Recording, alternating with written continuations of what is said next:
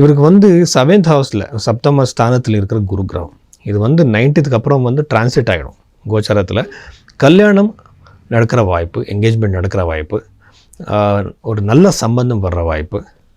யார் யாருக்கு கல்யாணம் ஆகி அவருக்கு எல்லாமே செப்ரேஷன் ஆகிருக்கு, சில பேர் வந்து செப்பரேட் ஆகிருப்பாங்க, சில பேர் வந்து கோர்ட்டில் கேஸ் நடந்துக்கிட்டே இருக்கும், அவருக்கு எல்லாமே காம்ப்ரமைஸ் ஆகிற ஒரு சான்சஸ் இந்த ராசியில் பிறந்தவருக்கு இருக்குது.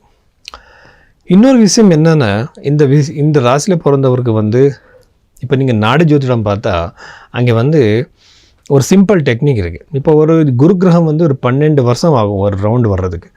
ஸோ எப்போ வந்து உங்கள் நட்டல் எப்படின்னா நீங்கள் பிறந்த ஜாதகத்தில் இருக்கிற குருவை இந்த ஒரு கோச்சாரத்தில் இருக்கிற குரு டச் பண்ணும்போது அவருக்கு கல்யாணம் நடக்கும். ஸோ இது சிம்பிளான ஒரு டெக்னிக்.